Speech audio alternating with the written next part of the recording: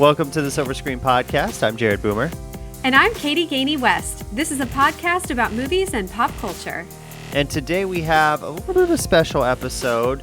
We're not completely back yet, but wanted to, put out an episode for you because there's been lots and lots of news that has happened just in the, what has it been, like 2.5 months that we've been away? I mean, there's been so much stuff that has happened in that 2-3 month span. So we wanted to kind of hit on a lot of it. Yeah. I feel like the world heard that our tiny podcast was going to go on hiatus. And then they were like, let's stir it up. Let's have a bunch of stuff happen. So we're going to kind of run through some of the big entertainment news that has happened over the past couple of months and then give you some recommendations of what we've been reading and watching because we've had a couple of months. So we've both gathered up some things that we've been enjoying media-wise. So we'll share that with you as well. So first, the big story, of course, though, and kind of one of the reasons why we even decided to record this episode in the first place is that now the actors and the writers have both settled their strikes. The writers settled their strike, came to an agreement probably about a month ago. The actors, it was just last week when we're recording this, so it was very recent, but they came to an agreement as well. Now, we don't know exactly what is in the actors' agreement because it still has to be voted on by the board, and it won't become public until after that has happened. We know some of the details, but we don't know all the inner workings of the actors' agreement. The writers' agreement, we do pretty much know at this point.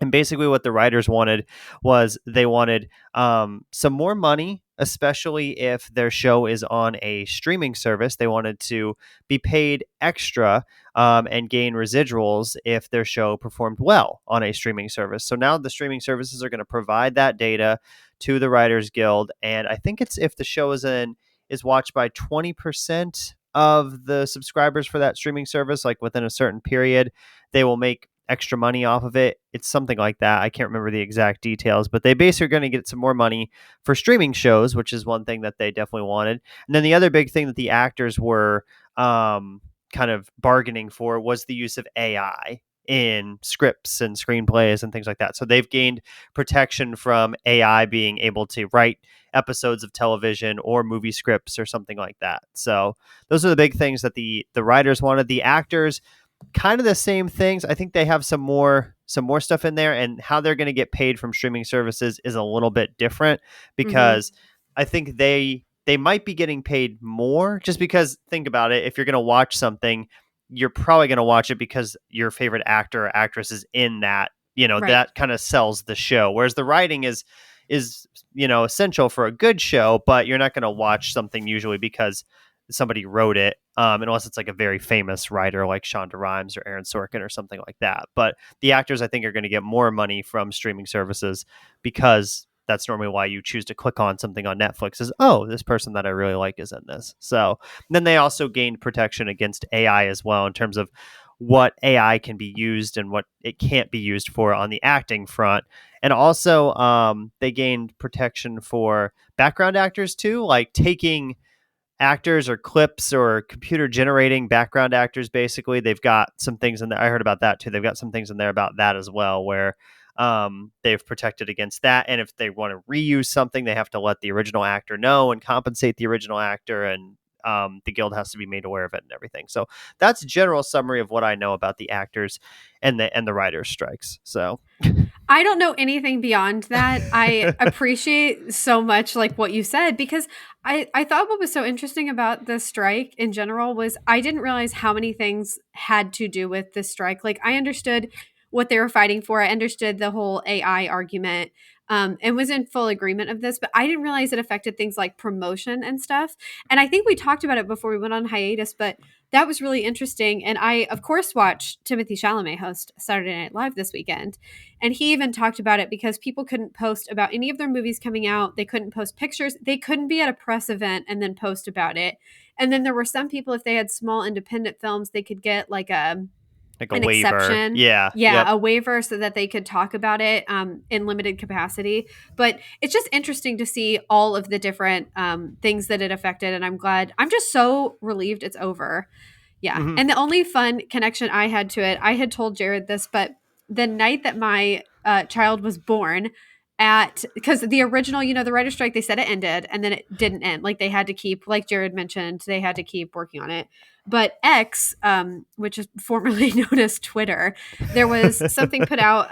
The Writers Guild of America, there was a message that came out the exact moment he was born that there was a tentative agreement with the Alliance of Motion Picture, Television, and Producers, but of course, that wasn't the end of it. But I was like, oh my gosh, he was born and then he solved the crisis.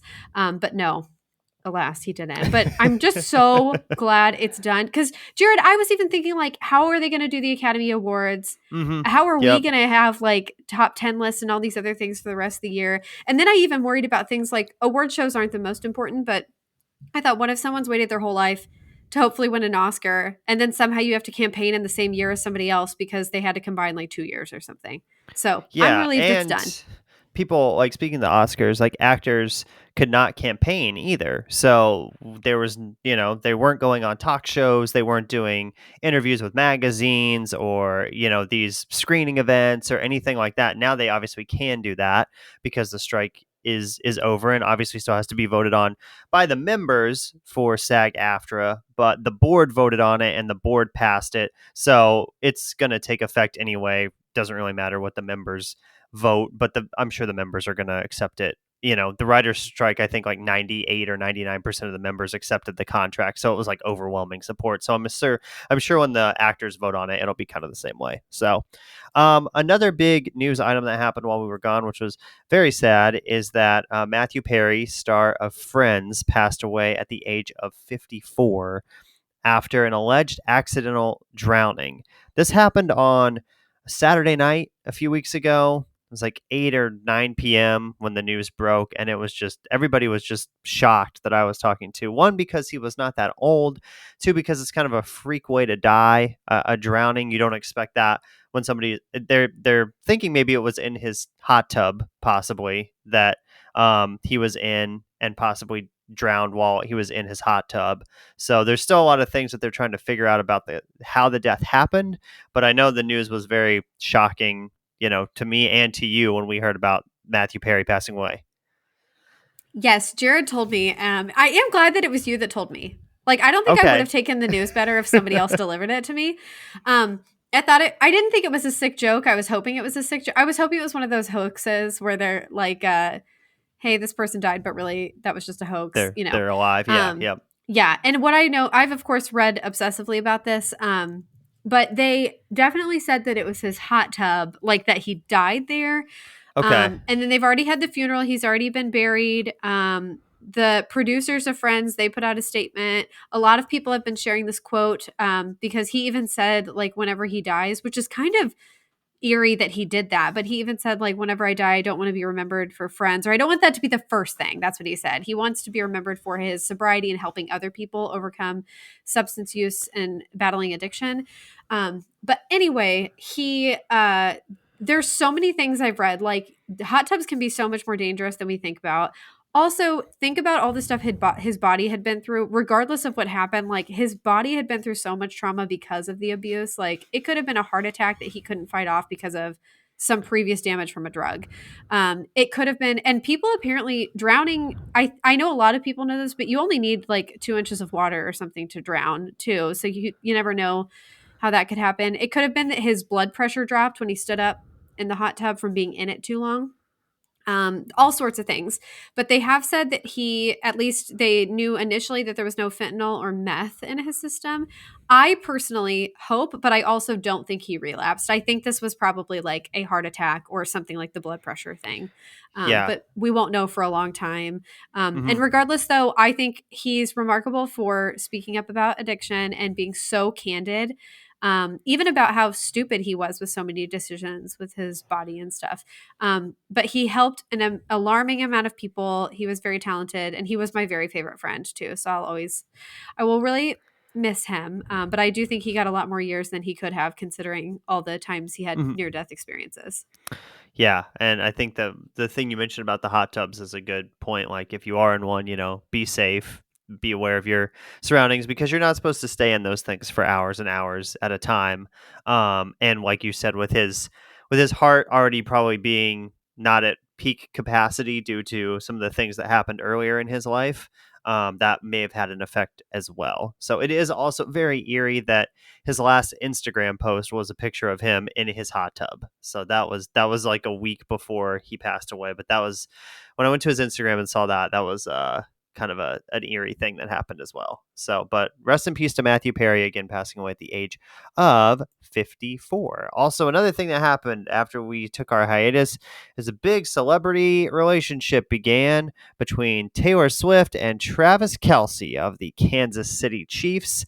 They are now officially together at a show this past weekend in Argentina. Taylor changed the words of karma Mm-hmm.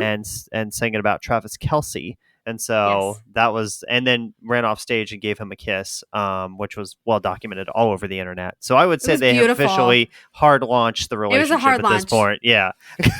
I'm so excited about this, Jared. I'm living for this. I'm also panicky for a relationship that I have nothing to do with because I'm panicky because I'm like, can this one please work out? I don't want this one to not work. But then I also think, why would this one work and all the others didn't? But they have very similar values and they're the same age. And he like is the first person that she's dated that I think is really proud to be with her and doesn't have a complex about like having a strong woman who's a billionaire and making more money than him and is more popular than him. And he's very likable and very attractive. Um, but I just think there's a lot of good things about this relationship. And the Matthew Perry death hit me really hard. Again, perspective. I don't know him. I didn't know him. You know, people die. But this has given me a lot of things to look forward to. So every day, I swear, I get some kind of news alert or see something on the Instagram algorithm where it's telling me about Travis and Taylor. But I'm living for this right now, and I'm so excited for them. Yeah, I think, like you said, it just seems different than her past relationships. It seems like they just really have great chemistry together. He's been at her concerts. She's been at his football games. Like they're very supportive of each other. And I think it probably helps that maybe it's the first time she's really dated like an athlete too. So I don't know if that has something to do Yeah. with it, or Yeah. they're both used to being in the public eye, so that probably has Definitely. an effect on it as well in terms of how they manage the relationship. So, and Travis has a podcast a little more popular than ours, Yes. with his brother Jason called New Just a Heights, little. just a little bit more. But I've listened to that, and he's been very good about not going into super specific details about the relationship, trying to keep it low key and Right. private, because he knows if something gets out that the press will just kind of run with it. So Yep. Yep. also, big year since we've taken our hiatus for celebrity divorces. Lots of people have broken It's up this year. insane. So many people. The one I'm gonna tell you, you made a nice list here of everybody that's on Thank here. you. Thank I've you. I've got two that really were surprising to me. Tell me. I'm ready. Hugh Jackman and Yes, his wife. that one Yeah. blew my mind.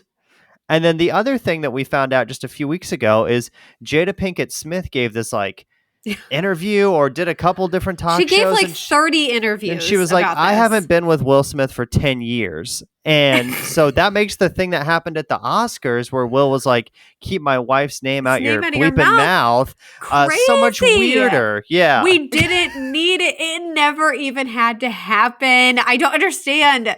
Well, then, okay, Jared, that one that kind of blew my mind, but I was also like, Jada, please just, Both of them just need, Jada and Will both need to like handle that Just- internally yeah, instead of putting stop it out there. talking. Yeah. yeah, put the red table away, zip the lips, go to private family therapy. And then the other one, though, that shocked me was, did you hear about Meryl Streep and her husband, Don? No. They've been together. Okay, they've been together forever, longer than Will and Jada. And they've been separated for 6 years. And they're not And that just divorced, got but they're announced? not Okay. together. Yeah. And I was Wow. like, it reminded me of when Gwyneth Paltrow and Chris Martin did the conscious uncoupling, and then it became like a big thing. I think that's what's happening now, where people are like, we're separated but not divorced, or we haven't been together in 18 years. But I just think it's all very strange. But Hugh Jackman, that one blew my mind. I'm sure there's things to the story that we don't know. And I don't particularly, they absolutely don't owe an explanation. I just think it's crazy when people have been married 20 plus years and then get divorced. Because at that point, think of how much you've been through. You've already made the decision of like, we're having kids or we're not having kids. You've likely bought property together. You've traveled together. I'm sure you've been to some funerals together. Like, what haven't you Yeah. gone through at As that a point? celebrity, you may have invested in some businesses together Right. or started a Absolutely. business or who knows. Yeah. So the fact that like people make it that long and then get divorced, that freaks me out more than people who are like, I made a mistake after 2 years and then get divorced. Yeah. Also, for Chris Martin, do you think Dakota Johnson is an upgrade from Gwyneth Paltrow or Oh, yes. Gwyneth's kind of weird now? I think Gwyneth is so bizarre. I love Dakota Johnson. I think that's a huge upgrade personally. That's just me.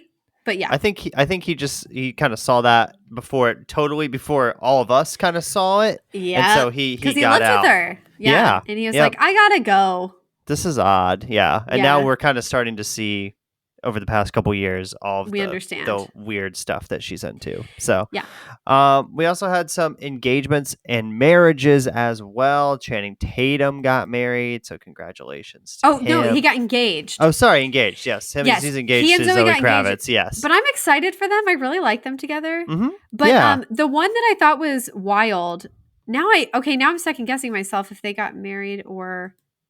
No, I think they got engaged. No, not them. Sorry. Frances Bean Cobain, though, and Riley Hawk. Do you know those two, who they are? I think I've heard of Riley Hawk. Is that Tony Hawk's son? Okay, so Riley Hawk is Tony Hawk's son. Okay. I think they're engaged, not married yet. And Frances Bean Cobain, obviously, is Kurt Cobain's daughter. But I was like, what a cool, and like, who had that on their bingo card for 2023? Yeah, yep. You know? I think they're just engaged. I think this just happened. I don't think they got married, but they could have gotten married. It looks like, according to an ET article, they got married about 2 weeks ago. Oh, cool. Okay, so it was married. And then the other marriage that happened that I know some people are very distraught about is Milo Ventimiglia. He finally got married, but I don't even think, at least I had no idea he was even in a relationship, but she's a model. I think her name is Jara Mariano, but a lot of people love him. Of course, he played Jess on Gilmore Girls, and then he was in This Is Us, and a lot of people really like him. And he's kind of been known as just like this perennial like bachelor, kind of like George Clooney, but younger. But no, he got married. So there you go. Okay. Well, congrats to him. So great job. Now we've got a lot of stuff that we've been watching. We're going to start with what we've been watching for the most part. So I guess on the movie front, I've watched a few things, but I haven't watched a whole ton. So I did go see Killers of the Flower Moon, which we'll probably do an episode on at some point a little bit later down the road. Did enjoy it. So that's what I'm going to say about that. I watched No Hard Feelings, that Jennifer Lawrence movie on Netflix. It was okay. I saw you did. Wasn't bad. It was fine. I gave it 3.5 on Letterboxd. Yes, I saw that last night. Went and saw The Creator that came and went so fast with John David Washington. Yes, that was not great.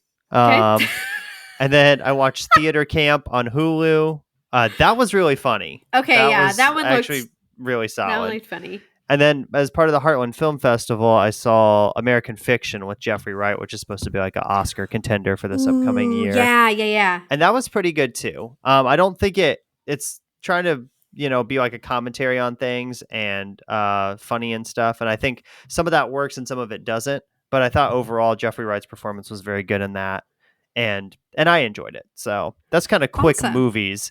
I don't know if you have any movies before we get into TV. Okay. Also, do you know what movie I haven't seen that I really want to see is that Past Lives movie? Because you talked about movies that might be Oscar worthy. I haven't watched that either.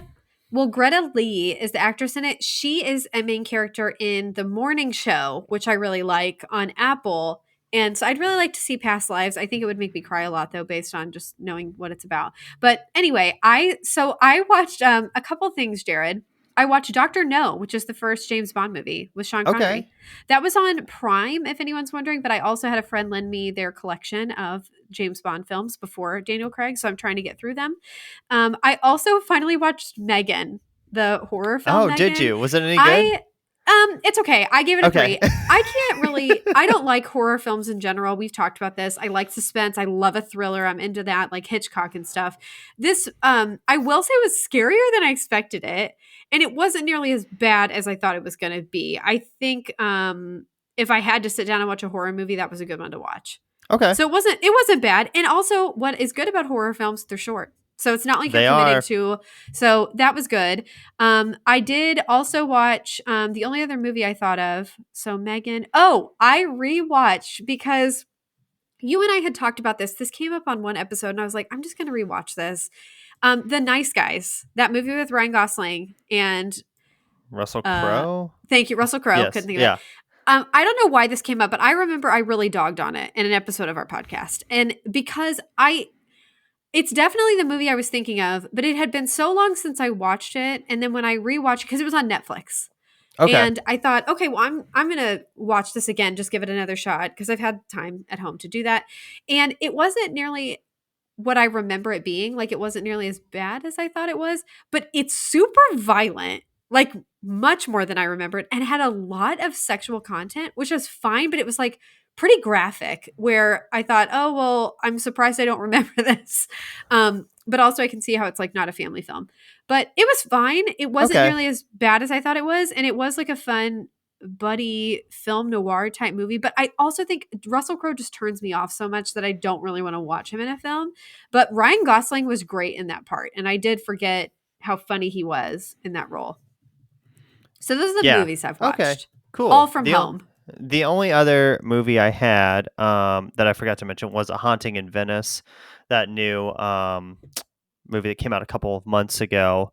Why can't I think of the main person's name? It's escaping me right now. I can't either, but Kenneth I know. Branagh. That's it. Oh, yes, Yes. yes. Of course. So that's his newest like murder mystery type movie. Tina Fey's in it. A couple other people. It's fine.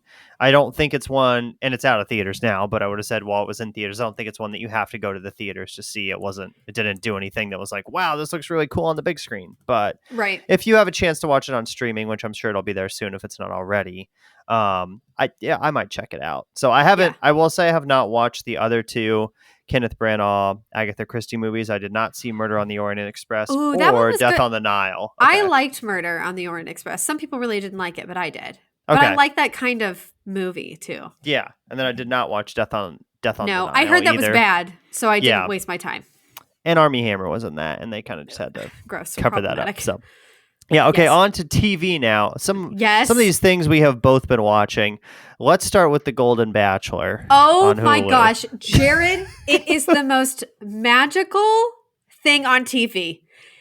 No, people, please hear me out. I know that sometimes I can say, I wouldn't, maybe superficial, but I also can be so silly about celebs. But let me tell you, I have avoided the Bachelor franchise by choice for years. Like the last 3 or 4 seasons, I've been like, absolutely not. I will not support the show. Just like because I don't respect what they do with it. The Golden Bachelor is magic. It is such a beautiful premise. It is not dirty and disgusting. It's not like the producers have Jerry, yeah. Gary, but it's spelled like Jerry. Yes, Gary. It's not like they have him on puppet strings or anything. Like, it just feels so pure, and I applaud them for thinking of the idea. I don't know why they didn't do it sooner, and I hope to God they do more of these. I would rather watch this than young, hot people on The Bachelor any day forever. And he's also from Indiana, which is crazy. But I Yeah. love it. It's so sweet. And the episodes are shorter. I honestly would love if they were longer. And they cut some of it. Like, they've definitely edited things because I think they were just seeing if people would like it. But I have read that this had like one of the highest watch rates of any of the Bachelor franchise, especially like the opening night. I can't even think of a debut. Yeah. And then Bachelor in Paradise, that season that's on right now, has had one of the lowest watch rates or whatever, Okay. like successes since Yeah. that spinoff started. So that should tell you something. And I'm really, really glad that they thought to do this. And I did not expect to love it. It's one of the best things I've seen on TV. Yeah, it's really wholesome because everybody's older. It's just like a more mature show Yeah. than maybe the Considerate, regular Bachelor. respectful. Yeah. The dates are very fun to watch. So Mhm. only complaint about the Golden Bachelor is I'm not Yeah. a huge fan of Jesse Palmer. Don't And I love don't him think as a a lot of host. people are. I was impressed that he speaks fluent French. I did not remember he was from Canada. That blew my Yes. mind. He might have, I can't remember if he started speaking French on The Golden Bachelor or Bachelor in Paradise. But one of Okay. those he did recently, and I was like, oh my gosh, you know French. Um, but that, sorry, Jared, the other, what you said, wholesome is a perfect word to describe The Golden Bachelor. I also love that most of these people, almost everybody on the show is a widower. So it gives like a lot of depth to a show that is known to be very, very shallow. Mm-hmm. And I think that's beautiful because a lot of people become widowers in their lifetime. So, and people that are past the age of 50 deserve to find love. So, I think it's a brilliant idea, and I would be happy if they killed the rest of the franchise and just kept the Golden Bachelor. Yeah, I can definitely see them making more seasons. Yeah. So, also you watched The Bear on Hulu, Yes. season 2. What'd you Yep. think? Okay, so I'll put these three together for time. The Okay. Bear, Only Murders in the Building, and The Morning Show. I've watched all the seasons for all of them. I think the current seasons for all of those were the best for all three of those shows, which is Okay. so weird. The Bear, I liked the season so much better. Um, Only Murders in the Building. I don't know if it was because Meryl was on it and Paul Rudd. I don't know if it was like who was in it, but it was by far my favorite premise and everything else that happened. And then the morning show, it was I definitely think I liked the storylines that were going on in the morning show this season. I don't know. They did say they're going to continue it. I think all of those actually have already been renewed for new seasons. But it was weird because normally I don't think a lot of television gets better as it goes on. A lot of times, it gets Mhm. worse. So I'm surprised that these second and third seasons of these shows have been my favorite to date. So I've watched all three of those in the past 2 Okay. months. Yeah, I would say The Bear. I also like the second season better than the first. I think it goes in a different direction and it kind of changes the story a little bit and it works really well. It expands on it. Some of the side characters have more depth, especially Richie in the second season. So really enjoyed that. I think I did not love season 3 of Only Murders in the Building. I think I like season 2 better than season 3. Season 1 I think is still my favorite, but I understand. I like season 3, and then the other show that you mentioned was The what was it? morning Oh, show. Morning Show. I kind of have stopped watching that, so I'm Well, not caught up on that. also, it was John Hamm was a big draw for me because he was in Oh, this okay. season, and Billy Crudup. I mean, I love him. So and then Greta Lee. It seems like it's kind of the same with the Bear. Some of the side characters had bigger roles this season, and I found that to be very intriguing. So. I don't think it's the best show on TV. I would definitely not say that. But since I've had the time at home to watch it, I was able to pay attention and got really invested. So I thought it was a really good storyline this season. Nice. Yeah. Some other stuff that you've been watching. You've been keeping up on Real Housewives, Of so course, it's good to always. see. Love is Blind. So Allison and I Terrible. started this, and then we kind of stopped. Like we haven't watched it like 3 episodes in. The So season was so bad. There was a lot of like dirty, like not tricks. I'm trying to think of like just it was not good, clean fun. And I don't think no, people were I there think for like love. once the Golden Bachelor started, we kind of focused on that as like our Yeah. love dating type show, and I honestly forgot about Love is Blind until you had it on this list. So Well, so some people told me it was because of the writer strike that it was bad. And I was like, well, if it's reality TV, then it shouldn't be affected by the writer strike. But perhaps it's not. Like perhaps it is scripted. I don't know. But or it they might just script wasn't. certain things or interactions. Yeah. Yeah, who knows? And I won't ruin it for you. I will tell you not everybody makes it. And then the people that did, I was like, excuse me? Like I would have put $1 million down that these couples wouldn't have made it and somehow they did. And I was just like, that's insane. But yeah, it was just like I can't think of dirty is not the right word. I don't mean it was like inappropriate. It was people were just rude and not mature. I don't know. Yeah. I didn't Yep. like it. It was a horrible season. I watched it just because it was there, and that's a quick and easy thing to watch. Speaking of, I forgot to put on here. I also watched the newest season of Selling Sunset, and I'm here to tell you, I've watched now Selling Sunset and Selling the OC. Selling OC is so much better than Selling Sunset Really? to Okay. me. Okay. Yes, the I've only watched an drama is episode or two of it, delicious. but yeah. Yeah, Okay. and Good to know. well, also I think the people in the OC, the young pups, they are superior sellers. They're better at it. Okay. Way better. Okay. Good to know. Like it's So, unreal how much more money they're making. Yeah, Wow. Okay. man, Also, you watched Daisy Jones and the Six based on that Taylor Jenkins Reid book. How's that? fantastic, Okay. so good. I did forget how sad parts of that book was. I think that was one of the best adaptations I've ever seen. The TV Okay. show. Yeah. You also checked out Jury Duty. What'd you think of Loved. Jury Duty? Okay. Oh my word. One of my favorite things I've seen the entire year. Jury Duty Isn't it lived so up to the funny? hype. James Marsden, so hot. We love him. The guy, I already forgot his name, but the guy that was Ronald. Yeah. sweetest man ever. I just hope his life is butterflies and rainbows. I love him so much. What a sweet guy. The message of that entire show was beautiful. I And really the enjoyed it. So comedians, the actors, I like spit out food a couple times. I was laughing so hard.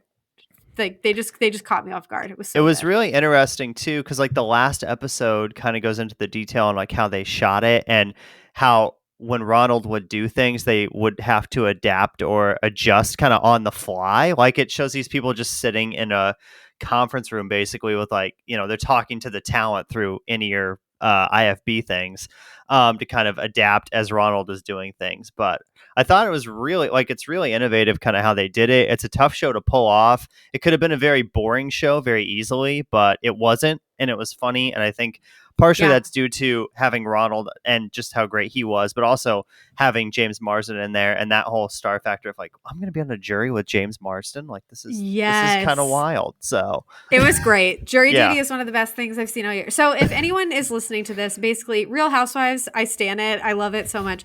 But if you want good TV, the best things, at least on that list that I've just mentioned, I would say I would watch. I think I would recommend Jury Duty and then Daisy Jones and the Six if you liked the book. okay. And what was the Golden Bachelor? Golden Bachelor. Okay. Yep. There you go. Top 3. So we've talked about our movies and TV shows that we've been kind of watching during the past couple of months, but now we'll move on quickly to some books that we've been reading and checking out. So currently I'm reading, before the movie comes out, The Hunger Games, Ballad of Songbirds and Snakes. Mm, It's okay. It was really good until about the 2/3 part of the book, and then it really slowed down after that. And I haven't had as much motivation to finish it as I did yeah. when I first started reading it. But I have it at work, so basically what I'm doing is just every day on my lunch break, I'm reading a chapter. And if I keep doing that, I'll be done by Friday when the movie comes out. When you're hearing this, the movie might already be out, but when we're Smart. recording this, the movie is not out yet. So yes. Well, good job reading that. I definitely lost interest in that series. I think I read all of the original ones or Okay. whatever, but I didn't. Yeah. Yeah. I don't know. I'm not good with dystopian things. It's just Mhm. not an interest to me. Yeah, I'm Yeah. not super interested in that either, but I think just because I read the other 3 Hunger Games books and I was probably going to see the movie, I was like, I'll read this book too. But you're Yeah. right. Other than this series, I'm not really interested in a ton of dystopian stuff. So then the other book that I've been reading is A Fever in the Heartland by Timothy Egan. It's about the Yes. KKK. The full title is A Fever in the Heartland, the Ku Klux Klan's plot to take over America and the woman who stopped them. So this is mainly set in Indiana because unfortunately the KKK was very popular in Indiana. In fact, it was the most popular state for the KKK for quite a while in the 20s. Gross. So it talks about all the different areas where KKK rallies were happening and other things that were going on. Muncie was a big player in terms of members there, Kokomo, Evansville, all of those areas, Indianapolis, of course, because it was the most populated. So, but it's very interesting, very well researched. And I knew about the KKK, but I didn't know all the details of the KKK. And I would say this book Mm-hmm. is really lays that out well. It's not an easy read by any means, but it is very well done. And I think I've learned a lot from reading this book about kind of some of the history of the state that I live in particular, from the 20s, early 20s to mid 20s. So, Yeah. Well, and we first of all don't endorse the KKK. We are not fans. But it was so weird that Jared mentioned this. He obviously already knows, but I had a friend gift me that book and because he knew I was from Indiana and I told him, I saw him reading it one day and I was like, oh, that looks interesting. So I haven't read it yet, but I'm going to. but it was just so weird because he was the only person I'd heard mention it. So when you said you were reading it, I was like, what a strange like coincidence. But I Yeah. try to do several nonfictions a year. But I figured Newly Postpartum might not be the best book for me to read. And also I have slowed way down. Like Jared, I know I do this every year. I always say I'm not going to make it. I'm not going to get 100 books in. But this year I'm actually kind of worried it's not going to happen. Because it's harder to do now and I have much less control over my life. But I have been reading some things. Okay. But I'm glad you're reading all that to say, I'm glad you're reading the KKK book before me so you can keep me posted on it. So the books I read that I wanted to recommend, I read Mad Honey by Jodi Picoult. She had another person write with her, but Jodi's like the first one listed, but it's Jennifer Finney Boylan. And Mad Honey was really good. Parts of it are sad. There are a lot of things about the transgender and LGBTQ plus communities. And there was it was definitely an interesting book to read, either if you are a new parent or pregnant. I will say Okay. that plays into the book. Beautifully written. So like I could not put that book down. And it was my first Jodi Picoult book. I'd never read any of her. She's super popular, I but it's the think only one I've read. I may have read Wish You Were Here. I can't remember. Okay. I'm looking at the covers. That would probably be the only one that I've maybe read, or Small Great Things, but I've only read maybe I've heard one of of both her of those. books. Yeah. So, Well, this one was really okay. good because people were raving about it. Another one I'd seen all over Instagram that I picked up at a cute little bookstore is called Yellowface by R.F. Kuang. I hope I'm saying that right. Quang. It was so good. So Yellowface, it is about racism. It is about specifically racism, more about the Asian community, but it's also about like taking credit for someone else's work, or mainly there's a white person in the story that is taking credit for an Asian person's story. And what I liked about this book, there were a lot of layers as far as there's a death in the book. Okay. It's about literature and writing, and it's very timely about like what is appropriate cultural appropriation, what we should do, what we shouldn't do, how to share about cultures or learn about other cultures without claiming it's our own. Really good book, though. Again, it's called Yellowface. Highly recommend it. And not that this matters, but I am drawn to books that have really attractive covers. This is maybe one of my favorite cover art covers that I've seen this year. Yeah. It's just yellow, but it's got a really cool like face drawn on it. It's neat. So I'd recommend that. And then, okay, these last two, very light reads, but one is called Check and Mate, like Checkmate by Allie Hazelwood. So I've mentioned, I think, all of her books on this podcast. This is her first young adult book, though. When it does say young adult, though, I wouldn't recommend this book for like 12-year-olds. I think it's too mature for that. But it's definitely appropriate for like 17, 18, college age, stuff like that. But it was really good, especially for it being her first YA book. And it's about a female who is one of the best chess players in the world. And I didn't realize there was a study done about, like, she based this on a study that she read. She did research, Allie Hazelwood did, for like either a job or one of her degrees, because she has multiple degrees. And there was some study done that like talked about genders and how genders will react. Like if a woman is playing a man in a sport, how they react if they have that knowledge ahead of time, and how that influences how they play versus the opposite, men versus women, things like that. But it's so cute, really good. It was fun to read about chess. If you liked The Queen's Gambit on Netflix, which I did not watch, I think I'm one of the only people in the world that didn't watch it. Yes.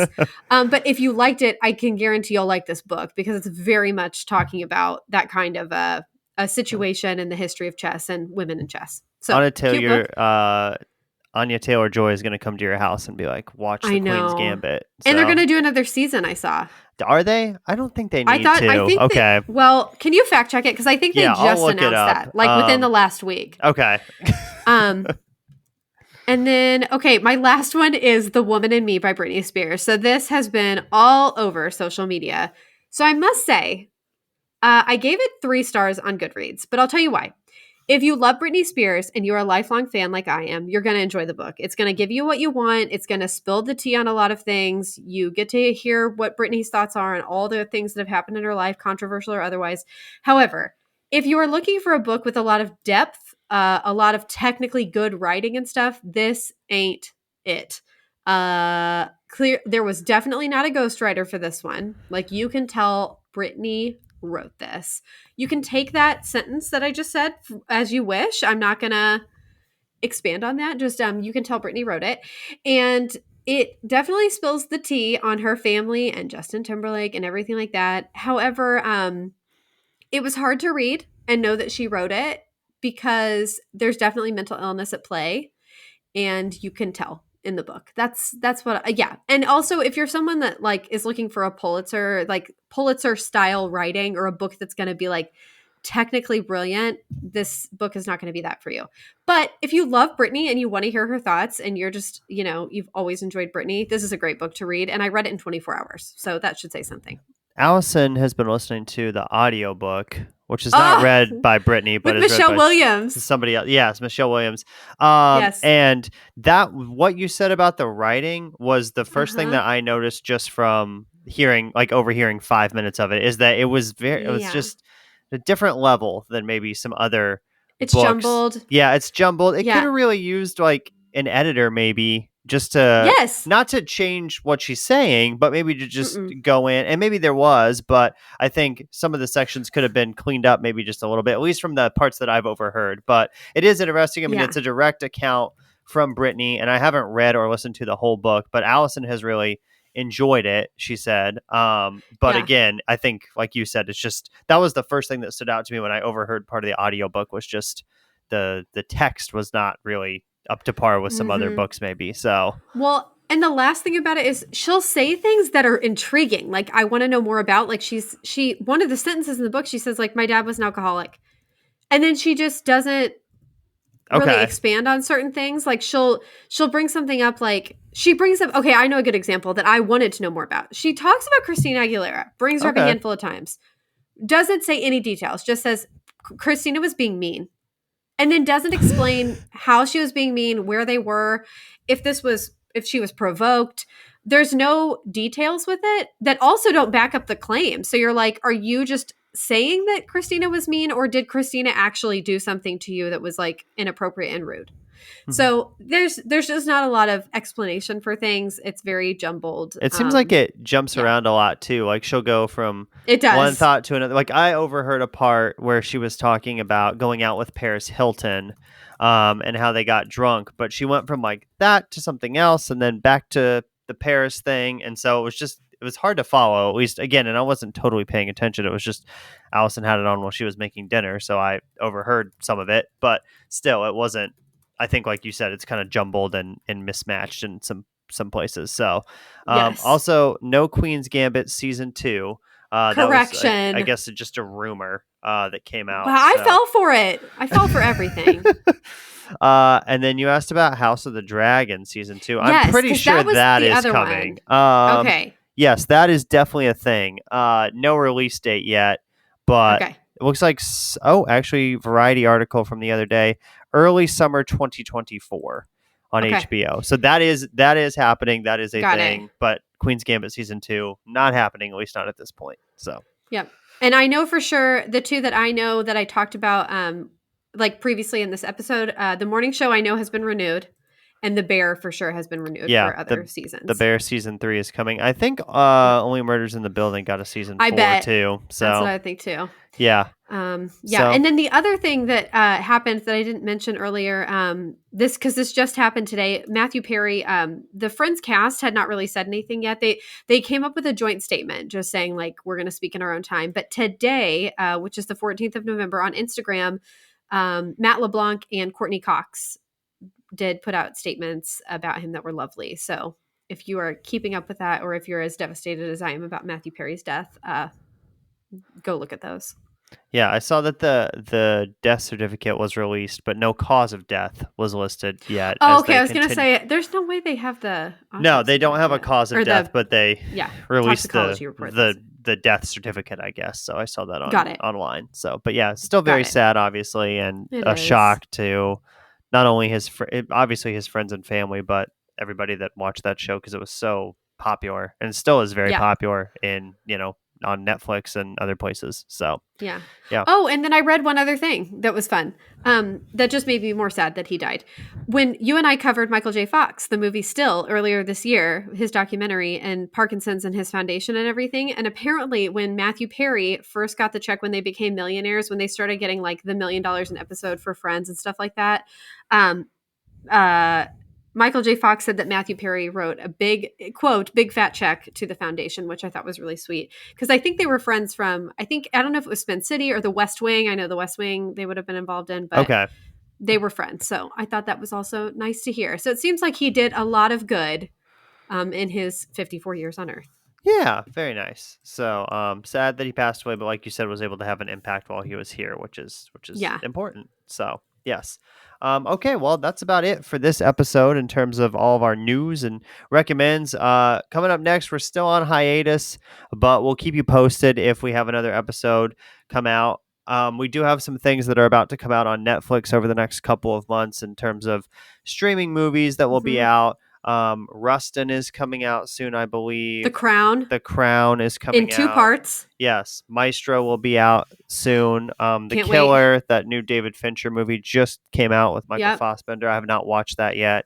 I'm scared to see that. And that's just Netflix. So there's other platforms that'll have stuff as well as we get closer to the end of the year. And of course, we have Wonka coming with Timothée Chalamet, which I know we're both very excited for. So.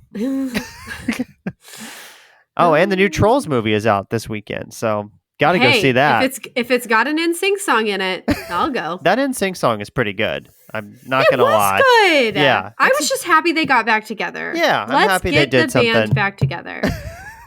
Now they just need to go on a tour. So yes, that would make them like $1 jillion. So not sure why they're not doing that. So. But that's a discussion for another day. That is it for today. You can follow us on social media at Podcast Silver on Twitter and Instagram. Search the Silver Screen Podcast on Facebook. Be sure to rate and review wherever you listen.